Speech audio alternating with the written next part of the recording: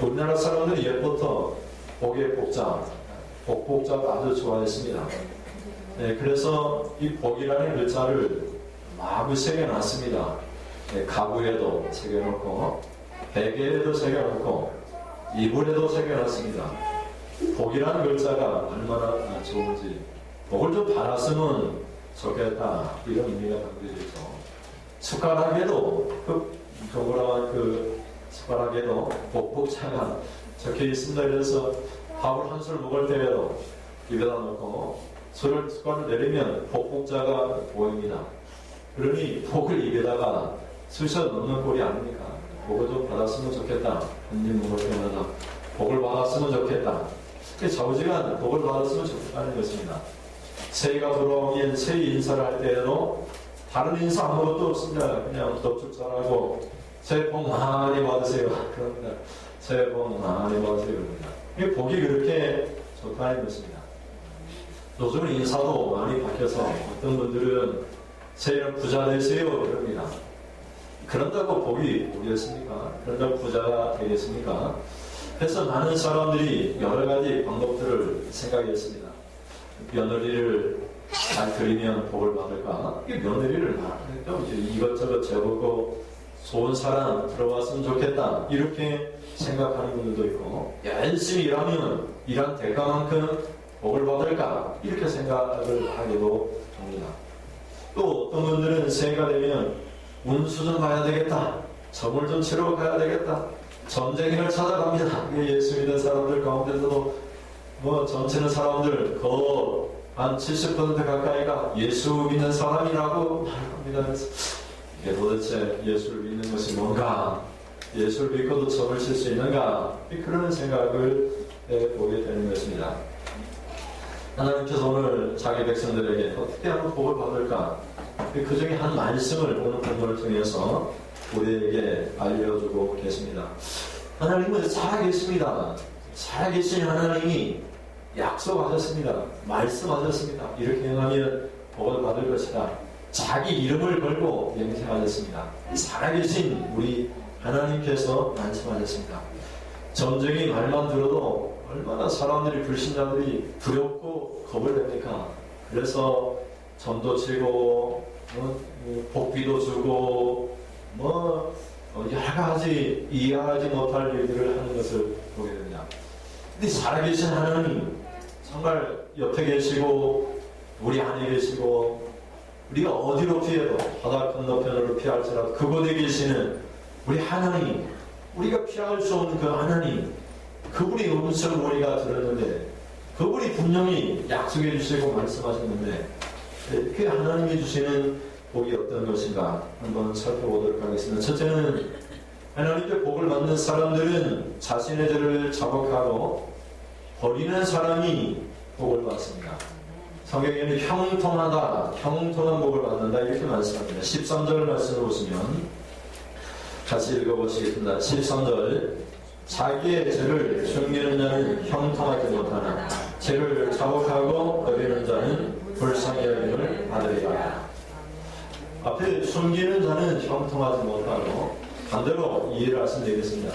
숨기지 않는 자들, 자복하는 자들은 형통하게 된다. 형통하게 된다, 이런 말이죠. 뒤에 있는 말씀이 앞에 있는 것들을 이렇게 끌어안고 있습니다. 함축하고 있습니다. 암시를 하고 있죠. 죄를 자복하고 버리는 자는 불쌍히 여김을 받는데, 그것이 뭐냐? 형통한 복을 받는다, 이런 말입니다. 하는 일마다 잘 된다, 이런 말입니다. 맡기고 힘들어도 하나님이 결국은 잘 되게 해주신다, 이런 말씀이죠. 근데 여기서 중요한 말씀은 죄를 자복하는 것으로 끝나는 것이 아니라, 죄를 자복하고 뭐라고 이야기하고 있습니까? 그 죄를 버리면 이렇게 말씀하고 있습니다.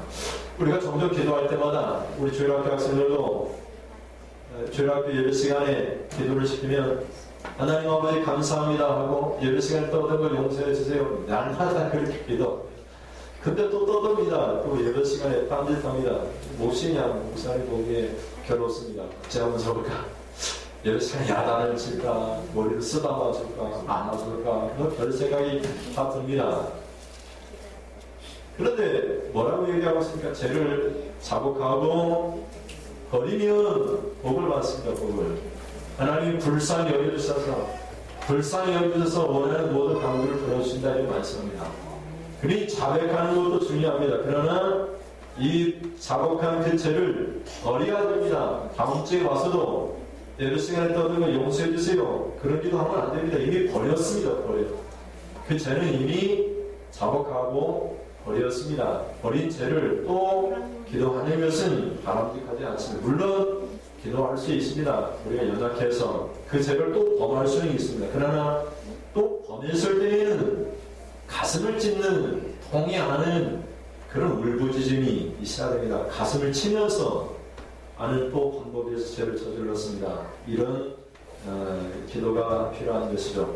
근데 여기서 더 중요한 것은 버리는 것도 더 중요한데 버리게 하는 능력이 어디에 있느냐 하는 것이죠. 근데 여기서 자복하고 이거예요. 자복하고. 이 자복하다 이 말은 공개적인 장소에서 모든 사람들 앞에서 고백한다 이런 의미를 담고 있습니다. 그러니까 이 자복한다 이 말은 내가 하나님 앞에 1대1로 하나님 내가 죄를 범했습니다.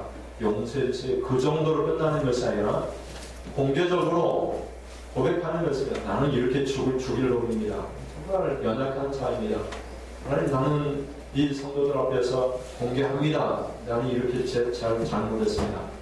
그런데 그것이 얼마나 부끄럽고 수치스럽겠습니까? 얼마나 그 말 한마디 내뱉을 때마다 부끄럽겠습니까? 그러니까 다시는 그 죄를 범할 수가 없는 것이죠.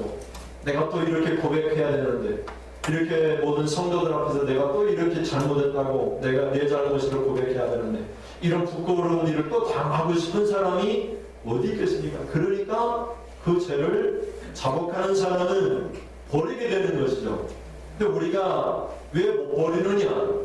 하나님 앞에 고백하는데 그 하나님을 이 사람들보다도 못하게 생각하는 것이죠. 전능하신 하나님은, 살아계신 하나님은 성도들 앞에 부끄러움을 당하는 것보다도 더 못하게 우리가 취급하니까 우리가 버리지 못하는 것입니다. 다윗은 위대한 선군입니다. 다윗처럼 그렇게 의로운 사람이 어디 있겠습니까? 근데 다윗이 밧세바를 가늠했습니다. 밧세바는 결혼한 여인이고 남편이 있습니다. 남편은 우리아이고 이 우리아는 남편은 전쟁터에 나가서 왕을 위하여 전쟁터에 나간 사람입니다. 그런데도 밧세바를 가늠했습니다. 밧세바가 임신을 했습니다. 임신을 하니까 이건 다윗이 가늠했다는 사실이 드러날까 걱정이 됐죠. 그래서 전쟁터에 나가 있는 우리아를 불러다가 하룻밤 자라, 집에 가서 잠을 차게라, 아내랑 사랑을 나누라. 이 우리아가 말을 하죠. 내 백성들, 내 군인들, 내 하인들은, 종들은 전쟁터에 나가서 목숨을 걸고 싸우고 있는데 이런 거룩한 전쟁에서 내가 아내와 잠을 잘 수가 없습니다. 집에도 안 가고 궁궐에서 문지기가 대문을 지키고 있는 그 문지기와 함께 잠을 잤습니다. 그리고는 전쟁터로 돌아가려고 하니까 다윗이 편지를 써서 이 우리아가 전쟁터에 나오면 가장 치열한 화살이 빗발치는 그곳으로 우리아를 보내라. 그래서 화살에 맞아 죽게 하라. 그래서 그 화살에 맞아 죽게 됩니다. 그 다윗은 어떤 사람입니까? 가난한 사람이요, 속이는 사람이요, 그리고 살인자가 되고 말았어요. 이게 나단 선지자가 와서 책망합니다. 나단 선지자가 와서 책망하기를 한 사람이 양이 한 마리 있는데 이 어린 양은 날 때부터 품고 키우고 딸처럼 사랑해서 키운 어린 양인데 그 옆집에 큰 부자가 있는데 양도 많고 없는 것이 없는 사람이 손님이 왔다고 그 어린 양 딸처럼 여기는 그 어린 양을 잡아나가 손님을 대접했는데 어찌 했으면 좋겠습니까? 그러니까 왕이 판결을 내리기 그러면 죽어마땅한 놈이다. 그때 왜 그런 놈이 있느냐? 나단 선지자를 바로 당신이 그런 사람이고 하나님이 원하시면 100명이고 1000명이고 여자를 줄 텐데 하나님께서 원하지 않는 남의 아내를 뺏은 당신이 바로 그 죄. 그랬더니 다윗 왕이 왕에도 불구하고 선지자 앞에 무릎을 꿇고 하나님 내가 잘못했습니다. 많은 신하들 앞에서 무릎을 꿇고 내가 잘못했습니다. 내가 죄인입니다. 내가 잘못했습니다. 이렇게 자백을 했습니다. 왕이 어떻게 자백할 수 있겠습니까? 고백할 수 있겠습니까? 내가 어느 날 어느 시에 궁궐 옥상에서 거닐다가 그 아름다운 여인이 옷을 벗고 목욕하는 것을 봤는데 너무나 아름다워서 데려다가 간음했습니다. 하나님, 내가 내 잘못입니다. 나는 살인도 했고 사기도 치고 간음도 했습니다. 내 죄를 용서해 주십시오. 이렇게 다윗이 자백하는 모습을 볼 수 있습니다. 이렇게 자백한다 이 말은 나 혼자 숨기고 하나님 앞에 고백하는 것이 아니라 모든 사람들 앞에 나는 이런 놈입니다. 나는 이런 죄인입니다. 이렇게 공개적으로 고백하는 것입니다. 여러분이 형통한 복을 받으려면 하나님, 내가 죄인입니다. 사람들 앞에 내가 내 죄를 고백합니다. 이런 믿음이 있어야만 되는 것이죠. 하나님 앞에 1대1로 내가 죄인입니다. 그렇게 고백하는 것도 중요합니다. 그러나 그런 고백은 그 죄를 버리게 하지 못합니다. 그런 수치와 수모와 부끄러움을 겪어봐야지 선지자 앞에 무릎을 꿇고 내가 죄인입니다. 가늠한 사람입니다. 그런 수모를 겪어봐야지 그 죄를 버리게 된다는 것입니다. 그래서 다윗이 시편 32편에 자신의 죄를 자복하고 받은 은혜를 이렇게 기록을 했습니다. 여러분 같이 읽어보시겠습니다. 시편 32편 1절. 허물의 사함을 받고 자신의 죄가 보세요. 외웠어. 앞으로 던지시죠. 시편 32편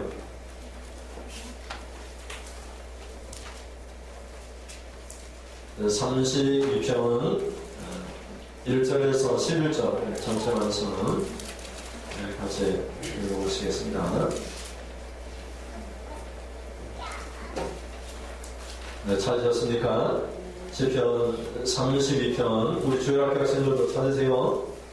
32편 같이 읽겠습니다. 1절. 허물의 사함을 받고 자신의 죄가 가려진 자는 복이 있도다. 마음에 간사함이 없고 여호와께 정죄를 당하지 않는 자는 복이 있도다. 내가 입을 열지 아니할 때에는 종일 신음함으로 내 뼈가 새하리로다. 주의 손이 주야로 나를 이루시오니 내 진액이 빠져서 여름 강홈에 나를 같이 되었나이다. 내가 이르기를 내 허물을 여호와께 자복하리라 하고 주께 내 죄를 아뢰고 내 죄악을 숨기지 아니하였더니 곧 주께서 내 죄악을 사하셨나이다. 이로 말미암아 모든 경배하는 자는 주를 만날 기회를 얻어서 주께 기도할지라. 진실로 홍수가 번영할지라도 그에게 미치지 못하리이다. 주는 나의 운신처이오니 한날에서 나를 보호하시고 구원의 노래로 나를 부르시리이다. 내가 내 가르길을 가르쳐 보이고 너를 주목하여 훈계하리로다.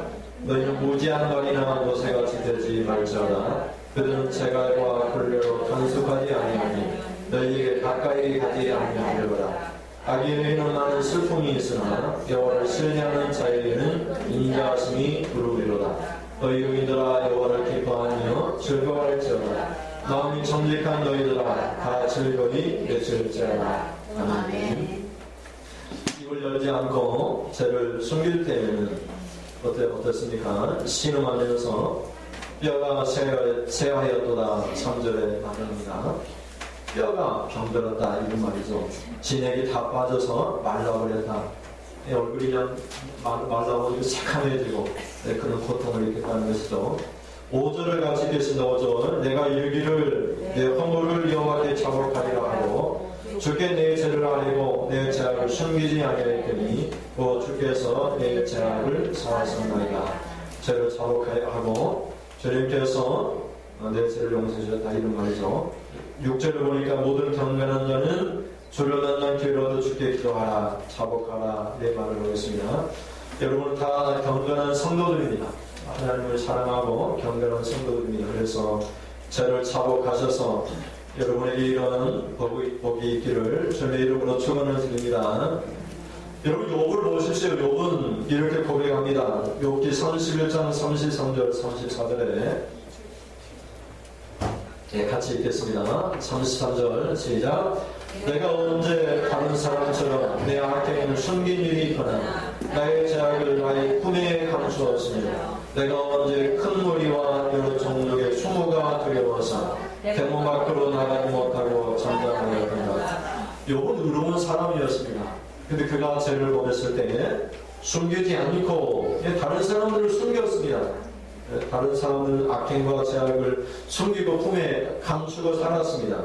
근데 욥은 어떻게 했습니까? 숨기지도 않고 감추지도 않고 큰 무리와 여러 종족의 수모를 두려워하지 않고 대문 밖으로 나가서 사람들한테 다 낱낱이 잠잠하지 않고 다 낱낱이 고백을 했습니다. 큰 무리가 두려웠습니다. 그리고 여러 종족들이 두려웠습니다. 그러나 그들이 강한 수모를 두렵지만 두려워하지 아니고 나가서 고백했습니다. 내가 이렇게 잘못했습니다. 내가 이렇게 범죄했습니다. 내가 이렇게 악행을 저질렀습니다. 내가 이렇게 나쁜 사람이었습니다. 욥은 그래서 의로운 사람이 되었습니다. 그래서 하나님께서 그를 살아나시고 그를 축복해 주셨습니다. 사람 앞에서 공개적으로 자복하는 일은 쉬운 일이 아닙니다. 큰 무리 앞에서 자신의 죄를 고백하는 것은 수모입니다. 부끄럽고 조롱받으니 손가락질을 당하는 그런 일입니다. 그래도 자백하면 살 수가 있습니다. 여러분, 연예인 가운데 신은경이라고 하는 연예인이 있습니다.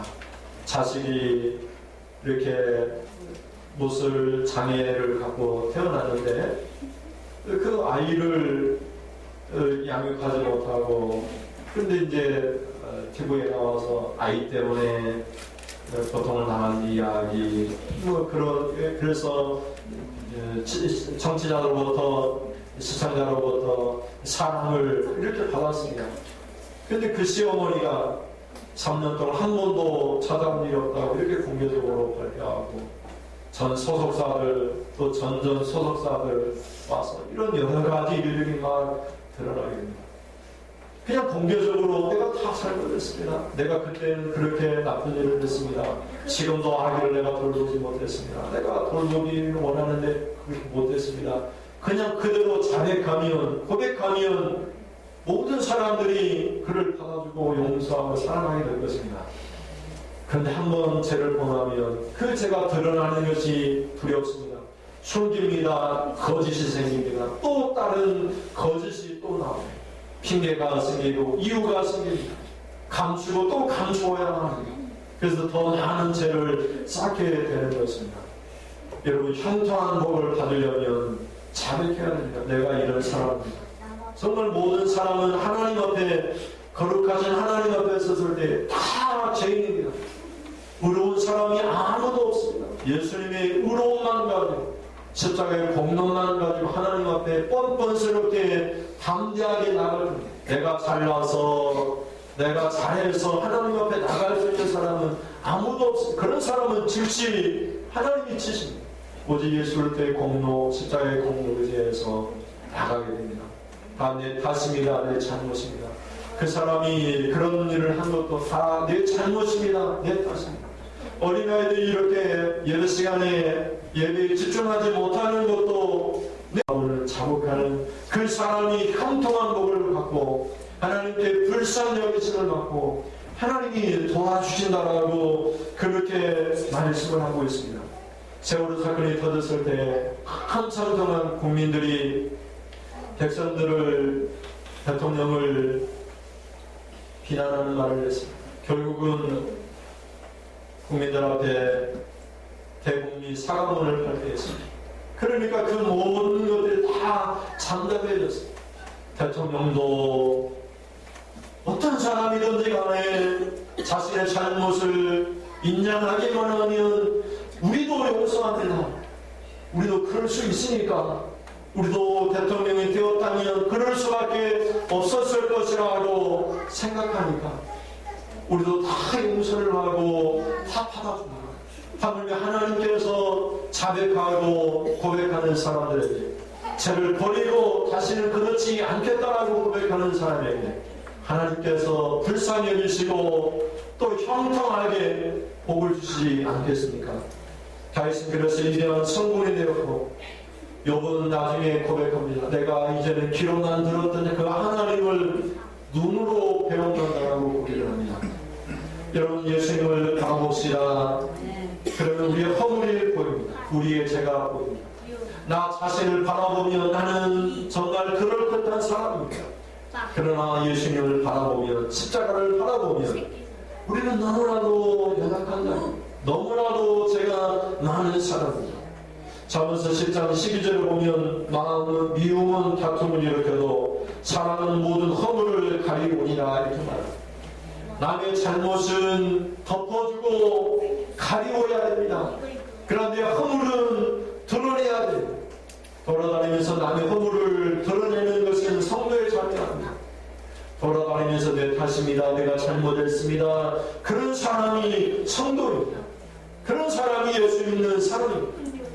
자신의 잘못을 내가 부족해서 나 때문에 그렇게 된 것입니다. 그 사람이 그렇게 행한 것도 다 내가 잘못을 내가 더 사랑하고 더 품어주고 더 가까이 했다면 그렇게 되지 않았을 것입니다. 내 잘못입니다. 성도들은 남의 허물은 가리우고 덮어주고 자신의 허물은 드러내서 십자가의 공로로 용서받는 형통한 복을 받는 그런 사람인 것이죠. 야고보서 5장 16절에 보면 그러므로 너희 죄를 서로 고백하며 병이 낫기를 위하여 서로 기도하라. 의인의 강구는 역사하니 흠이니라 이렇게 말했습니다.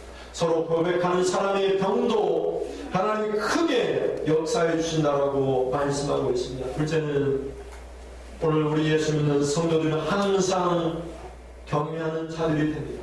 그래서 복을 받는 사람이 됩니다. 14절 전반절 말씀만 살펴보도록 하겠습니다. 14절 항상 경외하는 자는 복되거니와 아멘. 항상이라고 말을 하고 있습니다. 우리가 하나님을 경외할 때 그냥 예배 시간에만 기도 시간에만 우리가 교회 와서만 경외하는 것이 아니라 항상 하나님 앞에 서서 그 전능하신 하나님 앞에 내가 서면 나보다 더 많이 죄 지은 사람이 보이지 않습니다. 왜냐하면 죄 지은 사람을 보는 것이 아니라 아무 죄도 없고 아무 흠도 없고 거룩하신 하나님 앞에 내가 서기 때문에 그 거룩하시고 완전하신 하나님 앞에 내 죄가 너무나도 크기 때문에 내 죄만 보이는 것이죠. 그래서 항상 경외하는 사람들은 자신의 죄를 보고 자신의 죄를 고백하고 하나님 그때는 내가 잘못했습니다. 그때는 내가 열심을 내지 못했습니다. 그때는 하나님 내가 허물이 많았습니다. 하나님과 비교하시기를 바랍니다. 사람들 놓고 비교하지 마시고 절대적이고 거룩하시고 온전하신 하나님과 비교하십시오. 그러면 늘 우리는 부족합니다. 우리는 늘 죄인이라고 고백할 수밖에 없는 것입니다.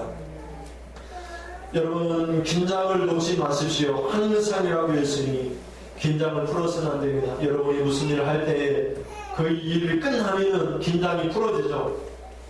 그러면 온몸이 수시로 아픕니다. 으시시하고 너무나 추워서 우리가 견딜 수 없을 만큼 한기가 들긴 합니다. 으스스하다 이 말은 국어사전을 보니까 차가운 물체가 닿거나 섬뜩한 느낌을 받아 소름이 돋는 듯하다 이런 의미를 담고 있습니다. 몸살에 걸리면 막 벌벌 떨고 춥습니다. 이불을 뒤집어 쓰고 막 땀이 비오듯 해도 춥습니다. 막 머리 끝까지 쭈삣쭈삣하고 추운 한기를 느낍니다. 긴장을 놓으면 그렇다는 것입니다. 항상 하나님을 두려워 하나님 앞에 내가 서 있습니다. 거룩하신 하나님 앞에 항상 있습니다. 그렇게 긴장하면서 사시기를 바랍니다. 예수님 이것을 가르쳐 항상 깨어있으라 이렇게 말씀하셨습니다. 주님 언제 오실지 모르니까 항상 깨어있으라고 그렇게 말씀하셨습니다. 마태복음 24장 42절에 보면 그러므로 깨어있으라 어느 날에 너희 주가 임하는지 너희가 알지 못함이라. 사도 바울도 골로새 4장 2절에 같이 읽어보시겠습니다. 기도는 계속하고 기도에 감사함으로 깨어있으라. 다시 읽겠습니다. 시작. 기도는 계속하고 기도에 감사함으로 깨어있으라. 기도로 깨어있으라. 기도를 계속해라. 무시로 성령 안에서 기도해라. 기도할 때는 감사를 보태라. 이런 거예요. 기도할 때 울지만 말고 감사를 보태서 깨어서 기도하라. 쉬지 말고 계속해라. 이거 그리스도 예수 안에 너희를 향하신 하나님의 뜻이니라. 범사에 감사하고 항상 기뻐하고 쉬지 말고 기도해라. 이것은 그리스도 예수 안에서 예수를 믿는 사람들이 해야 될 하나님의 뜻이니라. 이렇게 말씀을 하고 있습니다. 유기성 목사님은 이렇게 설교를 하셨습니다.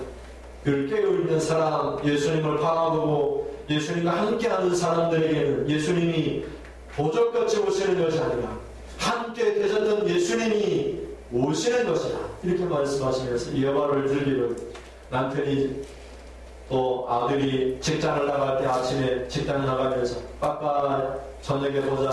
잘 다녀올게. 잘 다녀오세요. 그러고 갔답니다. 근데 밤중에 자연별을 누리면서 나야 하고 들어올 때 도적이 왔다. 모르는 사람이 아무도 없다는 것입니다. 아침에 봤던 남편이 아침에 봤던 아들이 돌아오니까 기뻐하면서 당신 왔어요. 수고했어요. 맛있는 거 차려놨으니 당신 좋아하는 차를 드세요. 이런다는 것입니다. 그런데 도적놈은 어떻게 옵니까? 언제 올지 알지 못합니다. 지키고 있어도 문을 걸어 잠가도 언제 오는지 갑자기 와서 칼을 들고 강도같이 와가지고 다 빼앗아가고 막 목숨까지 빼앗아가는 그런 강도가 있다는 것입니다. 근데 예수님은 그렇게 오지 않으시고 함께 지금 동행하고 예수님의 말씀 음성을 듣고 예수님 말이 있는 성도들에게 도적같이 오지 않으시고 남편이 집안에 오듯이 사랑하는 신랑이 사랑하는 신부를 맞이하려고 오신다는 거예요. 그런데 예수를 믿지 않고 제 가운데 있는 사람들은 도적같이 온다는 거예요. 그래도 간혹 꿈을 꾸면 예수님이 오시는 꿈을 꿀 때 그렇게 기도하고 예수님 제발 지금 오지 마세요. 내가 회개 기도 다 하고 그때 오세요. 그렇게 어리석게 꿈을 꾼 적이 있었습니다. 예수님 지금 오셔도 상관없습니다. 지금 내 안에 계시고 내가 주님 앞에 늘 자복하면서 살아서 지금 오셔도 괜찮습니다. 주님 어서 오세요. 내가 주님 맞을 준비 다 했습니다. 기름 준비 다 했습니다. 신랑 오시기를 내가 기다립니다. 마라나타 주 예수 어서 오시옵소서. 도적같이 오시지 않습니다. 우리에게는 늘 함께 계시는 주님이 오시는 것입니다. 그래서 항상 예수님 앞에 있는 것이다. 경외하다 이 말을 어떤 신학자는 두 가지로 표현했습니다. 하나는 내 연약함과 내 죄에 대하여 두려워하는 것이, 하나는 하나님 앞에 내가 두려워하는 것이라고 얘기했습니다. 하나님 앞에 서면은 내 죄 때문에 두려움이 생깁니다. 그래서 두려워서 고백합니다. 하나님 그때는 내가 이렇게 잘못했습니다. 열심을 내지 못했습니다. 용서해주세요. 자복하며 하나님이 더 이상 묻지 않고 너는 깨끗해졌다. 예수님의 공로로 깨끗해졌다. 이제 하나님의 일을 감당하라. 이렇게 말씀하시죠. 그래서 항상 경외하시기를 바랍니다. 항상 자신의 죄를 자각하고 항상 하나님 앞에 서시기를 바랍니다. 그러면 하나님께서 그런 사람들에게 복되거니와 복을 주신다고 말씀합니다. 새벽에도 말씀드렸습니다만은 요즘 드라마 장사의 신이라는 그런 드라마가 합니다. 거기에 보면은 6.2 전에 대행수 신석주가 무당 메오리 앞에서 하는 얘기가 나옵니다. 보부상 장이 되려면 돈을 많이 뿌려야 된다. 그러니까 그 정도 뿌려서 되겠느냐고 더 많이 뿌리라고 무당 얘기하니까 하는 소리가 이런 얘기입니다. 제가 읽어드리면 사람이란 자신의 돈보다 10배 더 가진 사람은 시기하고 100배 더 가진 사람은 두려워하고 1000배 더 가진 사람에게는 아천질을 하고 10,000배를 넘으면 본인이 알아서 벌벌 기면서 하인 노릇을 하는 법이다. 이렇게 말을 했습니다. 여러분보다 10,000배나 많이 가진 사람은 막 알아서 좀 나 좀 써주세요. 벌벌 기면서 알아서 하인 노릇을 한다는 것입니다. 근데 우리 하나님은 우리보다 10,000배나 그 이상으로 많으시잖아요. 능력도 돈도 재물도 권세도 얼마나 두렵고 떨리는 그런 분이십니까? 그분 앞에서 우리가 알아서 기하죠. 하나님 말씀하시면 알아서 기하죠. 말씀 어떻게 우리가 거절하고 불순종할 수 있겠습니까? 사람도 나보다 돈이 많으나 많으면 알아서 벌벌 기면서 하인노를 하는 법이라고 했는데, 하나님이 그런 사람보다도 못하신 분입니까? 살아계신 하나님, 항상 내 앞에 계신 하나님, 항상 두려워 벌벌 떨면서 경유하는 살아계신 그 하나님 앞에 우리가 정말 선다면 우리가 어찌 벌벌 떨면서 두려워하지 않겠습니까? 어찌 그 음성에 아니라고 말할 수 있겠습니까? 여러분, 믿음을 가지시기를 바랍니다. 그를 사람에게 하나님께서 복되게 하신다고 말씀합니다. 그런 사람에게 하나님께서 축복해 주신다고 분명히 말씀합니다. 잠언서 22장 4절에 보시면 같이 읽어보시겠습니다. 겸손과 여호와를 경외하며 보사는 재물과 영광과 생명이니라. 자신의 죄를 자복하는 것은 겸손입니다. 하나님 앞에 살아계신 하나님 앞에 하나님이 내 앞에 계시다라고 믿고 두려워하면서 벌벌 떨면서, 굳이 벌벌 떨지 않아도 되지만 예수의 이름으로 담대히 하나님 앞에 나가도 되지만, 그런 경외하는 마음으로 두려워하는 마음으로 하나님 앞에 서면은 그 보상이 있는데 재물과 영광과 생명이라고 말씀하고 있는 것입니다. 여러분에게 이런 축복이 있기를 바랍니다. 셋째는 반대로 하나님을 경외하지도 못하고 자백하지도 못하고 자기의 죄를 숨기고 내 잘못이 아니고 저 사람 잘못이라고 하는 사람들에게 닥치는 재앙에 대하여 우리가 생각해 볼 수 있습니다. 14절에 보면 이런 사람을 가리켜 마음을 완악하게 하는 자라고 말합니다. 마음을 완악하게 하는 자는 뭐라고 얘기합니까? 재앙에 빠지리라 이렇게 말씀하고 있습니다. 자기의 죄를 숨기는 자 13절에 보면 형통하지 못하느니라 이렇게 말을 합니다. 우리가 사람들 앞에서 여러 가지 이유와 핑계들이 많이 있습니다. 여러분, 핑계 없는 무덤이 없다 이렇게 말을 하죠. 감옥에 가는 모든 사람들은 억울하다, 억울한 죄이 하나도 없다고 말합니다. 다 죄가 있긴 있는데 자기는 억울해서 없다는 것입니다. 다른 사람보다 죄 지은 것이 많지 않은데 내가 잘못 걸려서 재수 없어서 감옥에 왔다 이렇게 생각합니다.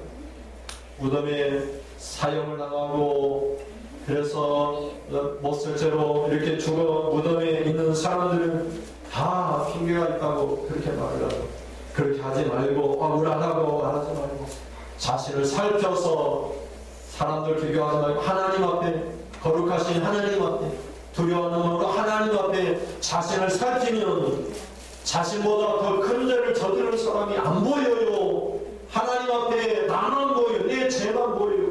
다른 사람 신경 쓸 시간이 없어요. 거룩하고 완벽하지 하나님 앞에 내 죄가 낱낱이 드러나게 되면 나만 보인다, 내 잘못만 보이게 됩니다. 자신을 살피는 그런 사람이 복된 사람인 것입니다. 14절에 마음을 완악하게 하는 자는 재앙에 빠지느니라 이렇게 말씀하고 있고, 14장 16절에 보면 같이 읽어보시겠습니다. 지혜로운 자는 두려워하여 악을 떠나나 어리석은 자는 강자하여 스스로 믿느니라 이 말씀. 여러분, 두려워하십시오. 수모를 두려워하시고 하나님을 두려워하십시오. 그러면은 악에서 떠나게 됩니다. 나쁜 짓을 할 수가 없습니다. 죄를 범할 수가 없습니다. 그것을 버리게 됩니다. 그러나 어리석은 자는 어떻게 얘기합니까? 방자하여 스스로 믿느니라. 자신이 이만하면 된다. 자기 자신을 믿는다는 것이죠. 자기 자신이 완벽한 것처럼, 죄인이 아닌 것처럼 생각한다는 것이죠. 두려워해야 됩니다. 하나님 앞에 서야 됩니다. 항상 하나님 앞에 두려움으로 서야 됩니다. 그러면 자기의 죄를 보게 됩니다. 자신을 살피게 됩니다. 그리고 하나님으로부터 우리에게 주어지는 놀라운 축복을 우리가 받게 됩니다. 이런 은혜가 있기를 주님의 이름으로 축원을 드립니다.